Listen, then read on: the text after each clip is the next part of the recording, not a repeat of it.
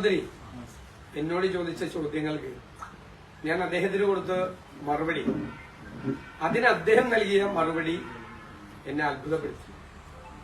അത് അദ്ദേഹം എഴുതിയതല്ല എന്ന് വിശ്വസിക്കാനാണ് എനിക്കിഷ്ടം. അല്ല, അത്രയും വലിയ നിലവാരത്തകർച്ചയാണ് ആ മറുപടി. തെരഞ്ഞെടുപ്പിന്റെ തലേ ദിവസം സ്വന്തം സൈബർ കിളികളെ പ്രോത്സാഹിപ്പിക്കാൻ വേണ്ടിയിട്ടോ അവരുടെ കയ്യിൽ കിട്ടാനോ വേണ്ടി കൊടുത്തൊരു മറുപടിയാണ്. അത് പൊതുസമൂഹം അദ്ദേഹത്തിന്റെ നിലവാര തകർച്ചയിൽ വിസ്മയിക്കുമെന്ന കാര്യത്തിൽ യാതൊരു സംശയമില്ല. എന്നെ അത്ഭുതപ്പെടുത്തുന്നത് സമരങ്ങളോടുള്ള ഒരു കമ്മ്യൂണിസ്റ്റ് നേതാവിന്റെ പുച്ഛമാണ്. അപ്പോ സമരം ചെയ്തതെല്ലാം നശീകരണ പക്ഷത്താണ് സമരം ചെയ്തത് എന്നാണ് മുഖ്യമന്ത്രിയുടെ പുതിയ വാദം. പഴയ കമ്മ്യൂണിസ്റ്റിൽ നിന്ന് പുതിയ ബൂർഷ്വായിലേക്കുള്ള അദ്ദേഹത്തിന്റെ മാറ്റമാണ് കാണിക്കുന്നത്. അദ്ദേഹം ഇടതുപക്ഷമോ കമ്മ്യൂണിസ്റ്റോ അല്ല. ഇപ്പോ അദ്ദേഹം തീവ്ര വലതുപക്ഷവും ബൂർഷ്വാ നിലപാടുകളുമാണ് അദ്ദേഹം എല്ലാ കാര്യത്തിലും എടുക്കുന്നത്. ഈ ബൂർഷ്വാ നിലപാടാണ്, വലതുപക്ഷ തീവ്ര നിലപാടാണ് സമരം ചെയ്യുന്നവരോടുള്ള ഒരു പരസ്യമായ ഒരു പുച്ഛം. ആ സമരത്തിനോടുള്ള പുച്ഛമാണ് അദ്ദേഹം കാണിക്കുന്നത്. ഭരണകൂടത്തിനെതിരെയും വിഷയങ്ങൾക്ക് വേണ്ടിയും ആരും സമരം ചെയ്യാൻ പാടില്ല. സമരം ചെയ്യുന്നവരോട് മോഡി ഭരണകൂടം ഉൾപ്പെടെ ലോകത്തെ എല്ലായിടത്തുമുള്ള വലതുപക്ഷ തീവ്ര പക്ഷങ്ങൾ അവരെടുത്തിരിക്കുന്ന ഒരു നിലപാട് കേരളത്തിലെ മുഖ്യമന്ത്രി എടുക്കുകയാണ്.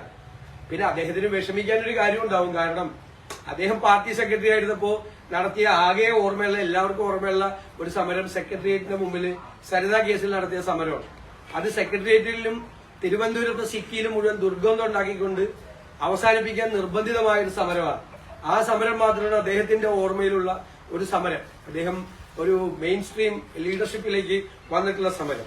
നിങ്ങൾ നോക്കൂ, ഞാൻ അദ്ദേഹത്തിന് നിങ്ങൾക്ക് എല്ലാവർക്കും തന്ന മറുപടി, ഓരോ വിഷയത്തെ സംബന്ധിച്ച് അദ്ദേഹം ചോദിച്ച ചോദ്യങ്ങൾ, അദ്ദേഹത്തിന്റെ ചോദ്യം ഞാൻ ആവർത്തിക്കുകയും ഞാൻ അതിനുള്ള എന്റെ മറുപടി ഞാൻ എല്ലാത്തിനും മറുപടി നൽകിയിട്ടുണ്ടായി. പിന്നെ എന്തുകൊണ്ടാണ് അക്കമിട്ടുള്ള മറുപടി കൊടുത്തില്ല എന്ന് അദ്ദേഹം പറഞ്ഞത് എന്ന് തീർച്ചയായിട്ടും എനിക്ക് വ്യക്തമാകുന്നില്ല. പിന്നെ നമ്മൾ ചില കാര്യങ്ങളിൽ സമരം ചെയ്തത് കാലാവസ്ഥാ വ്യതിയാനം മൂലം നമ്മുടെ സംസ്ഥാനത്തുണ്ടാകുന്ന മാറ്റങ്ങളെ കൂടി പരിഗണിച്ചുകൊണ്ടാണ്. കേരളത്തിനെതിരായ ഞങ്ങളുടെ സമരം പാരിസ്ഥിതികമായ പ്രത്യാഘാതമാണ്. അതുപോലെ നമ്മുടെ പശ്ചിമഘട്ട മലനിരകളിലും തീരപ്രദേശത്തുമാണ് ഇന്നത്തെ കാലാവസ്ഥാ വ്യതിയാനത്തിന്റെ ഏറ്റവും വലിയ ഇമ്പാക്ട് ഉണ്ടാകുന്ന സ്ഥലങ്ങൾ. 195 രാജ്യങ്ങൾ ചേർന്ന് തയ്യാറാക്കിയ ക്ലൈമറ്റ് ചേഞ്ചിനെ കുറിച്ചുള്ള റിപ്പോർട്ടും അതിന്മേൽ അമേരിക്കൻ ബഹിരാകാശ ഏജൻസിയായ നാസ കൊണ്ടുവന്ന അനാലിസിസും നിയമസഭയിൽ കൊണ്ടുവന്ന പ്രതിപക്ഷമാണ്. ഞങ്ങളപ്പോ ഈ കേരളയിൽ കൊണ്ടുവരാൻ സമയത്തും വയനാട് തുരങ്കപാതയുടെ സമയത്തും തീരദേശ പാതയുടെ സമയത്തും കൃത്യമായ പാരിസ്ഥിതിക ആഘാത പഠനം നടത്തണം. ക്ലൈമറ്റ് ചേഞ്ച് എന്ന് പറയുന്ന ഒരു ഘടകമാണ്. അപ്പൊ ഹൈവേ പണിയുമ്പോൾ കംപ്ലീറ്റ് തകർന്നു വീഴുന്നത് എന്താ? കേരളത്തിന്റെ ഒരു സോയിൽ സ്ട്രക്ചറും കേരളത്തിന്റെ ഭൂമിശാസ്ത്രപരമായ പ്രത്യേകതകളും ഇന്നത്തെ കാലാവസ്ഥാ വ്യതിയാനവുമായി കൂട്ടിച്ചേരണം. മുഖ്യമന്ത്രി ഔട്ട്ഡേറ്റഡ് ആണ്. മുഖ്യമന്ത്രി കാലഹരണപ്പെട്ട ഒരു ഭരണാധികാരിയാണെന്നാണ് അദ്ദേഹം ഈ മറുപടിയിലൂടെ തെളിയിക്കുന്നത്.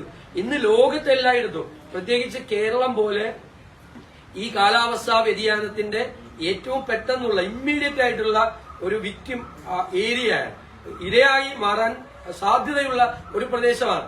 അതാണ് വിഴിഞ്ഞം തുറമുഖം വന്നപ്പോ അതിന്റെ ഈ ഡെവലപ്മെന്റിന്റെ വികസനത്തിന്റെ ഇരകൾ ഉണ്ടാകും എന്ന് മുൻകൂട്ടി മനസ്സിലാക്കിയിട്ടാണ് ഉമ്മൻചാണ്ടി സർക്കാർ 472 കോടി രൂപയുടെ ഒരു പ്രോജക്ട് പുനരധിവാസത്തിന് വേണ്ടി വെച്ചത്. അപ്പൊ ഏത് വികസന പ്രവർത്തനങ്ങൾ നടത്തുമ്പോഴും ഈ കാലാവസ്ഥാ വ്യതിയാനം പ്രധാന ഘടകമായി എടുത്തില്ലെങ്കിൽ കേരളത്തിൽ അപകടം ഉണ്ടാവും. ഞങ്ങൾ എന്തുകൊണ്ടാണ് കേരളയിൽ എതിർത്തത്? 300 കിലോമീറ്റർ ദൂരം 30 അടി ഉയരത്തിലുള്ള എംബാങ്ക്മെന്റാണ്. അത്ര ഉയരത്തിലാണ് ഇത് പോകുന്നത്. കെട്ടിപ്പൊക്കമാണ് അത്രയും ഉയരത്തിൽ. അതിന്റെ അപ്പുറത്ത് 200 കിലോമീറ്റർ ദൂരത്തിൽ 10 മീറ്റർ ഉയരത്തിലുള്ള 10 അടി ഉയരത്തിലുള്ള മതിൽ പണിയാണ്. അത് ചെയ്യുമ്പോൾ കേരളത്തിൽ ഒരു സ്ലോപ്പാണ്. മഴ പെയ്ത് കടലിൽ ചെന്ന് വെള്ളം ചേരുന്ന സ്ഥലമാണ്. എവിടെയെങ്കിലും ഒന്ന് തങ്ങി നിന്നാൽ വലിയ ആഘാതം കേരളത്തിലുണ്ടാവും. അത് മനസ്സിലാക്കണം. ഒരു പുതിയ കാലഘട്ടത്തിലെ ഒരു ഭരണാധികാരി അത് ചിന്തിക്കാതെ ഒരു തീരുമാനം എടുക്കരുത്. അത് അദ്ദേഹം കാലഹരണപ്പെട്ട ഒരു ഭരണാധികാരിയാണ്. അദ്ദേഹം 25 കൊല്ലം മുമ്പാണ് ജീവിക്കുന്ന അദ്ദേഹത്തിന്റെ മൈൻഡ് സെറ്റ്, അദ്ദേഹത്തിന്റെ മനോഭാവം. അതുകൊണ്ടാണ് ഇത്തരം കാര്യങ്ങൾ പറയുമ്പോൾ അദ്ദേഹത്തിന് പുച്ഛവും പരിഹാസവും അദ്ദേഹം ഉള്ളത്. രണ്ടാമത് എനിക്കൊരു കാര്യം പറയാനുള്ളത്, അദ്ദേഹം കോൺഗ്രസിനെ കുറിച്ചാണ് ഈ സ്ത്രീ വിഷയവുമായി ബന്ധപ്പെട്ട് അദ്ദേഹം ആക്ഷേപിച്ചുകൊണ്ടിരിക്കുന്നത്. മുഖ്യമന്ത്രി ഇപ്പൊ ചെയ്തത് എന്താ?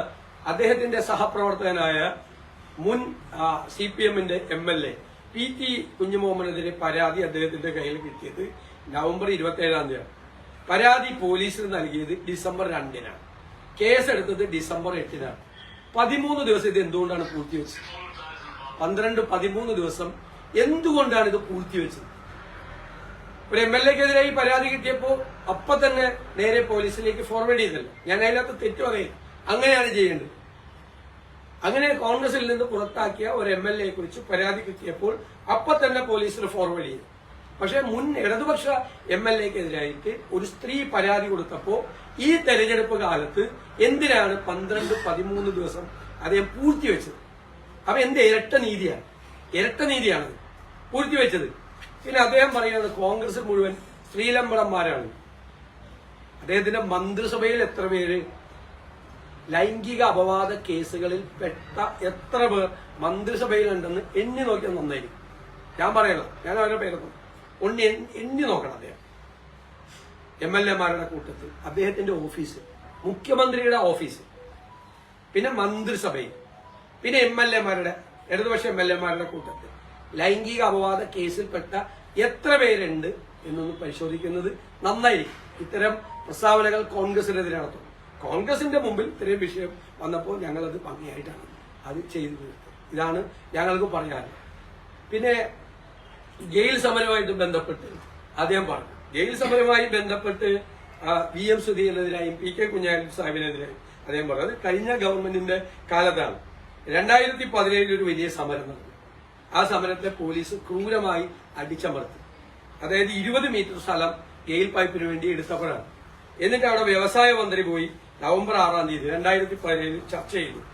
പോലീസിനെ മന്ത്രി താക്കീത് ചെയ്തു. അന്നത്തെ വ്യവസായ മന്ത്രി AC മൊയ്തീൻ. അതിനുശേഷം മുഖ്യമന്ത്രി ഒരു യോഗം വിളിച്ചു. ആ യോഗത്തിൽ ഇവരുടെ ഡിമാൻഡുകൾ മുഴുവൻ അംഗീകരിച്ചു. അതായത് പുതുക്കിയ ന്യായവിലയുടെ 10 ഇരട്ടിയാക്കി കൊടുത്തു. ഇവരുടെ ഈ കോമ്പൻസേഷൻ 116 കോടി രൂപ അധിക വർധനവ് നൽകി. 2012 മുതൽ മുൻകാല പ്രാബല്യം അത് കൊടുത്തു. വീടിനടുത്ത് 20 മീറ്റർ എന്നുള്ളത് 2 മീറ്റർ ആക്കി. ഭാവിയിൽ വീട് വെക്കാൻ വേണ്ടിയിട്ടുള്ള അലൈൻമെന്റ് മാറ്റും എന്ന് തീരുമാനിച്ചു. 10 സെന്റ് താഴെ ഭൂമിയുള്ളവർക്ക് 5 ലക്ഷം ആശ്വാസധനം നൽകും. വിളകൾക്ക് നഷ്ടപരിഹാരം കൊടുക്കും.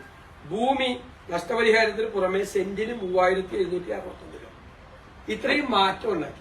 നേരത്തെ 5 ഇരട്ടിയായിരുന്നു ഫെയർ വാല്യൂടെ കൊടുത്തത്, അത് 10 ഇരട്ടിയാക്കി. മനസ്സിലായി? അപ്പൊ സമരത്തിനെ പുച്ഛിക്കുന്ന മുഖ്യമന്ത്രിയാണ്. അവര് സമരം ചെയ്തതിനെ തുടർന്ന് വ്യവസായ മന്ത്രി പിന്നെ മുഖ്യമന്ത്രി യോഗം ചേർന്ന് ഇത്രയും മാറ്റം ഉണ്ടാക്കി കൊടുത്തു അവർക്ക്. എന്നിട്ട് ആ സമരത്തെ പുച്ഛിക്കുക. ഞാൻ പറഞ്ഞു, ഉമ്മൻചാണ്ടിയുടെ കാലത്ത് ഗെയിലിന്റെ പൈപ്പിടാൻ നേരത്ത് ഇത് ഭൂമിക്കടിയിൽ കുഴിച്ചിട്ട ബോംബാണ് എന്ന് പറഞ്ഞ ആൾ ഈ പിണറായി വിജയൻ മന്ത്രിസഭയിലെ മന്ത്രിയാണ്. ഇതാലോചിച്ച്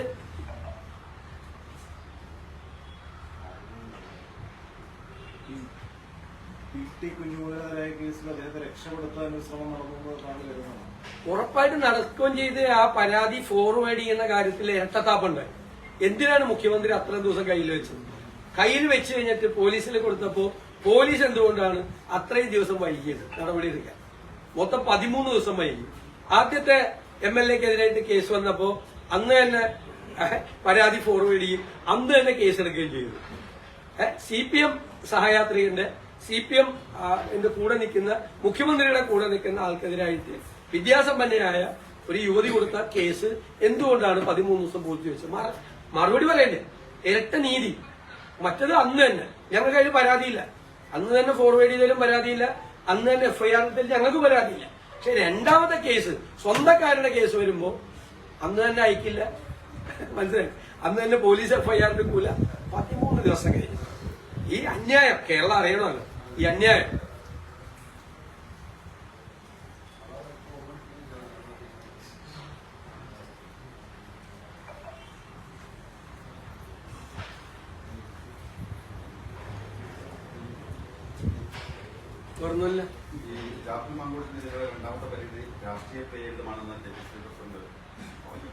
അല്ല, KPCC പ്രസിഡന്റ് അങ്ങനെയല്ല. KPCC പ്രസിഡന്റ് പറഞ്ഞത് അതൊരു വെൽ ഡ്രാഫ്റ്റഡ് ഡോക്യുമെന്റ് ആണെന്ന്. അതിലെന്താ തെറ്റ്? ഞാനത് വായിച്ചിടണം. നന്നായിട്ട് ഒരു ലീഗൽ ഡ്രാഫ്റ്റിംഗ് ഉണ്ട് ആ കംപ്ലൈന്റിൽ. ഇപ്പോ ഞാൻ അഭിഭാഷകനാണ്, KPCC പ്രസിഡന്റ് അഭിഭാഷകനാണ്. അഭിഭാഷകനായ ഞാൻ ഒരു കാര്യത്തിൽ പരാതി കൊടുക്കണമെങ്കിൽ ഞാൻ പറ്റുമെങ്കിൽ ഇപ്പൊ പ്രാക്ടീസ് ചെയ്യുന്ന ഒരു വക്കീലിനെ കൊണ്ട് ചെയ്യിപ്പിക്കുന്നു. ഞാൻ തന്നെ ഡ്രാഫ്റ്റ് ചെയ്യില്ല. കാരണം അത് വെൽ ഡ്രാഫ്റ്റഡ് ആവണം. നമ്മളൊരു പരാതി കൊടുക്കുമ്പോൾ ആ പെൺകുട്ടി ഒരു വെൽ ഡ്രാഫ്റ്റഡ് ആയിട്ടുള്ള ഒരു പരാതി കൊടുത്താലും ഒരു തെറ്റുമില്ല. കൊടുക്കണ്ടേ? അങ്ങനെ കൊടുക്കണമെന്നാണ്. അങ്ങനെ കൊടുത്തതിൽ ഒരു തെറ്റുമില്ല. വെൽ ഡ്രാഫ്റ്റഡ് ആയിട്ടുള്ള പരാതിയാണെന്ന് പറഞ്ഞാൽ അതൊരു ഒഫൻസ് ഒന്നും അല്ലല്ലോ. ആണോ? ഒഫൻസ് ഒന്നും അല്ലല്ലോ. നമുക്ക് ഒരു പരാതി, ഞാൻ എത്രയോ പരാതികൾ തയ്യാറാക്കിയിരിക്കുന്ന ആളാണ്, അഭിഭാഷകൻ എന്ന നിലയിലും പൊതുപ്രവർത്തകൻ എന്ന നിലയിലും. എന്റെ ഒരു സ്വന്തം പരാതി ഞാനിപ്പോ കടകംപള്ളി സുരേന്ദ്രന് നോട്ടീസ് അയച്ചു. ഞാനല്ല അയച്ചത്, എന്റെ വക്കീലെ കൊണ്ടാണ് ഞാൻ അയപ്പിച്ചത്. കാരണം ഇപ്പൊ പ്രാക്ടീസ് ചെയ്യുന്ന, ഇപ്പോ ഉള്ള നിയമപരമായ കാര്യങ്ങൾ അപ്ഡേറ്റ് ചെയ്യുന്ന ഒരാളാണ് അഭിഭാഷകൻ. ചിലപ്പോ ഒരു അഭിഭാഷകന്റെ സഹായം തേടിക്കാനും ആ കുട്ടി പരാതി കൊടുക്കാൻ നേരത്തെ അതിലെന്താ തെറ്റ്? ഒരു തെറ്റുമില്ല. ഒരു തെറ്റ് ഞാൻ കാണുന്നില്ല.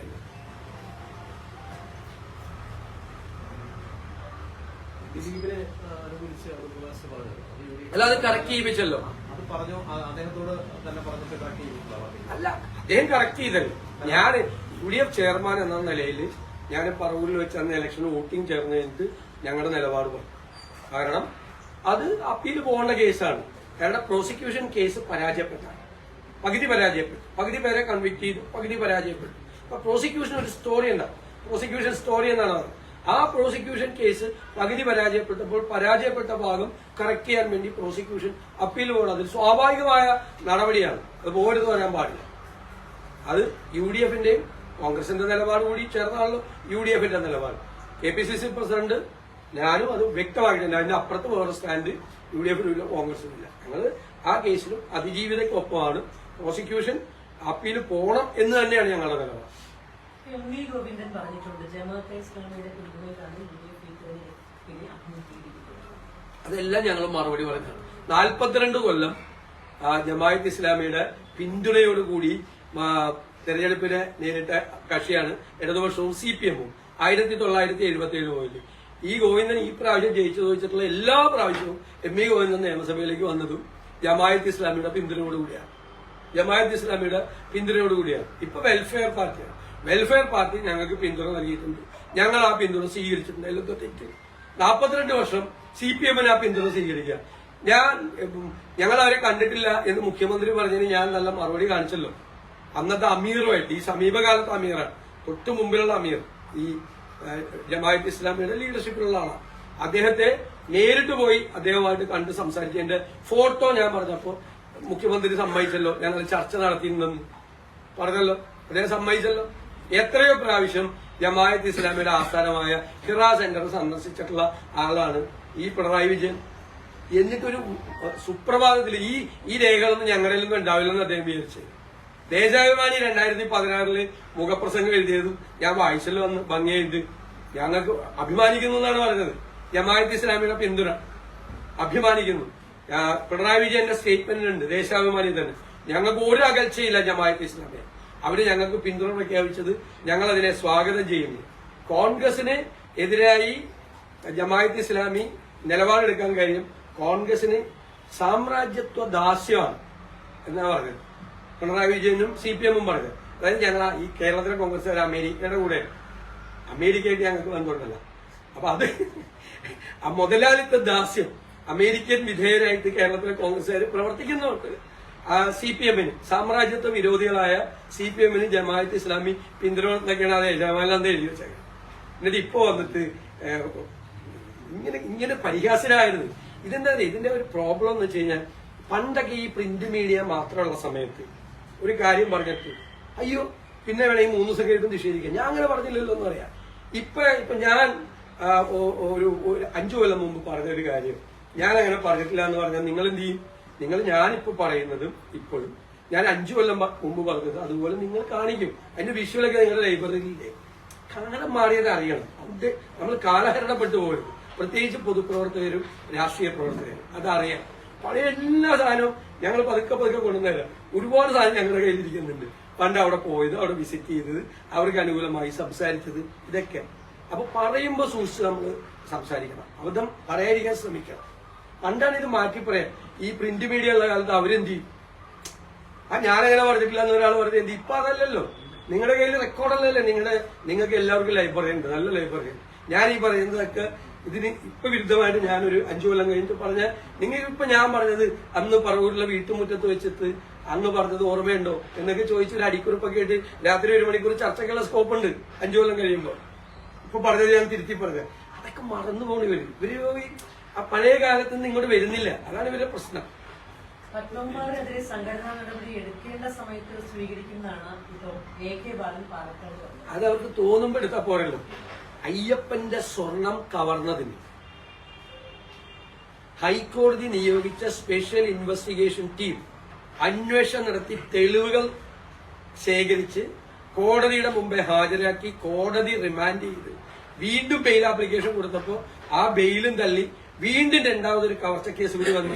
ആ കവർച്ച കേസിൽ കൂടി പ്രതിയായി നിൽക്കുന്ന ആൾക്കെതിരെ പാർട്ടി നടപടി എടുത്തില്ലെങ്കിൽ ആ പാർട്ടി ആളുകൾ പറയും അയ്യപ്പന്റെ സ്വർണം കവർന്നവൻ ഇപ്പോഴും പാർട്ടിക്കാരനാണ്, CPM കാരനാണ്. അയ്യപ്പന്റെ സ്വർണം കവർന്ന സ്വർണ്ണ കൊള്ള നടത്തിയത് എന്തുകൊണ്ടാണ് നടപടി എടുക്കാത്തത്? അവര് വേറെ മൊഴി കൊടുക്കും. വേറെ CPM നേതാക്കളുടെ പേര് പറയുന്നുള്ള ഭയം കൊണ്ടാണ്. ജമാഅത്ത് ഇസ്ലാമിയുടെ കാര്യം പറഞ്ഞു. ജമാഅത്ത് ഇസ്ലാമിയുടെ ഒരു നേതാവ് കൈപ്പത്തി ചിഹ്നത്തിൽ പറവൂർ മത്സരം.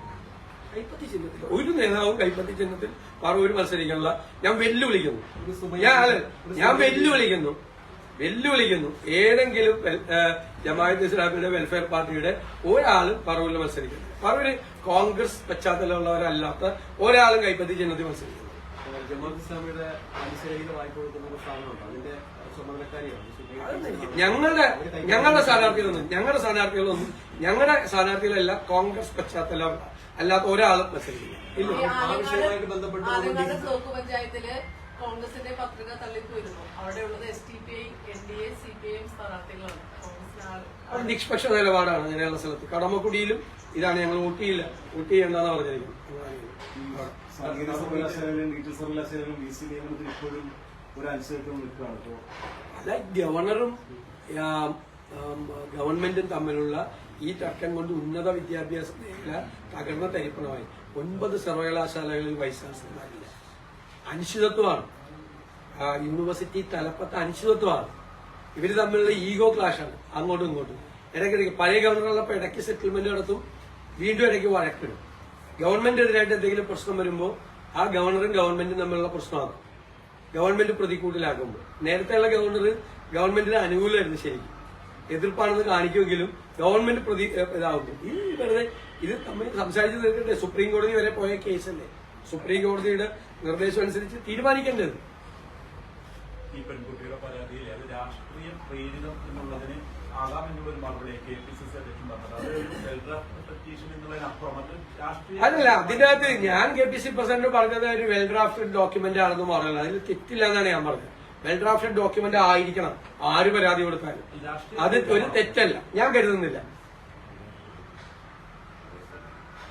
ഒരാളും അങ്ങനെ നമ്മൾ ഇത്തരം പരാതികൾ കൊടുക്കുമ്പോൾ നമ്മൾ മുൻവിധിയോടുകൂടി സംസാരിക്കരുത്.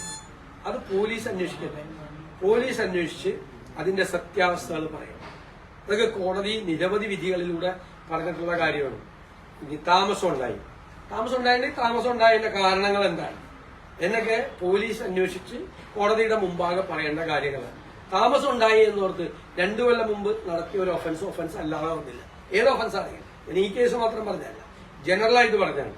പണ്ട് നടത്തിയ ഒരു ഒഫൻസാണ്. പണ്ട് നമ്മളൊരാളെ കൊന്നു 5 കൊല്ലം മുമ്പ്. ഇപ്പോഴാണ് പരാതി വന്നത്. അതുകൊണ്ട് അത് ഒഫൻസ് അല്ലാതാവും. എന്ത് കുറ്റകൃത്യം ചെയ്താലും അത് എന്നും കുറ്റകൃത്യമാണ്. പിന്നെ എന്തുകൊണ്ടാണ് വൈകിയത് എന്നുള്ളത് അവരുടേതായ കാരണങ്ങൾ ഉണ്ടാകുമ്പോൾ അത് അന്വേഷിക്കണം. അത്രയേ ഉള്ളൂ. മുഖ്യമന്ത്രിമാരുടെ സംവാദത്തിന് സാധ്യതയുണ്ടോ? അല്ല, ഞാൻ ആരെ വെല്ലുവിളിക്കാനുള്ള സാധാരണ ഒരാളെ ഞാൻ ഇതുവരെ എന്റെ ജീവിതത്തിൽ ഒരാളെ വിളിച്ചില്ല. പക്ഷെ സംവാദങ്ങൾ നല്ലതാണ്. ജനാധിപത്യത്തിന്റെ മനോഹാരിത വർദ്ധിപ്പിക്കും എന്നുള്ള അഭിപ്രായക്കാരനെ. സംവാദങ്ങൾ നല്ലതാണ്, നല്ല രീതിയിലുള്ള സംവാദങ്ങൾ. പക്ഷെ ഇതുപോലെ മറുപടി കൊടുത്ത് എല്ലാ പത്ര ഓഫീസിലും എല്ലാ മാധ്യമങ്ങൾക്കും നമ്മൾ മറുപടി കൊടുത്തിട്ട് അക്കമിട്ട മറുപടി തന്നില്ല എന്ന് പച്ചക്കള്ള FBയിൽ എഴുതി വെക്കുന്ന ഒരു മുഖ്യമന്ത്രിയെ കുറിച്ച് ഞാൻ എന്താ പറയാനുള്ളത്? ഇപ്പോഴും എന്റെ കയ്യിൽ ആ കോപ്പി ഇരിക്കുന്നുണ്ട്. അദ്ദേഹം ചോദിച്ച ചോദ്യം ഞാൻ ആദ്യം എഴുതാം, എന്നിട്ട് എനിക്കുള്ള അദ്ദേഹത്തിന്റെ മറുപടി എഴുതാം. അങ്ങനെ അദ്ദേഹത്തിന് ആ മറുപടി ഞാൻ അയച്ചു. അദ്ദേഹം വായിച്ചിട്ടില്ല. അത് അവിടെ ഓഫീസിലിരിക്കുന്ന ആരണ്ട് എഴുതി വെച്ചാൽ എനിക്ക് വിശ്വസിക്കാനാണ് എനിക്കിഷ്ടം. അത് മുഖ്യമന്ത്രി ഇതുപോലൊരു നിലവാരം കുറഞ്ഞ മറുപടി എഴുതുമെന്ന് എനിക്ക് വിശ്വസിക്കാൻ ഇഷ്ടമല്ല. അദ്ദേഹം ചെയ്യില്ലെന്നാണ് എന്റെ വിചാരം. കടമക്കുടിയിലെ നിഷ്പക്ഷ നിലപാട് സ്വീകരിക്കാൻ പറഞ്ഞു, വോട്ട് ചെയ്യേണ്ടെന്ന് പറഞ്ഞു എന്നാണല്ലോ പറഞ്ഞത്. അപ്പൊ അവിടെ കോൺഗ്രസ്സുകാർ വോട്ട് ചെയ്തിട്ടുണ്ടാവില്ല എന്നാണ് കരുതുന്നത്. അതൊന്നും അറിയില്ല. നമ്മളൊരു നിർദ്ദേശം അങ്ങനെ തന്നെ പോയി. ഒരു പ്രത്യേകമായൊരു സാഹചര്യം ഒന്നല്ല. അപ്പൊ ശരിയാണ്.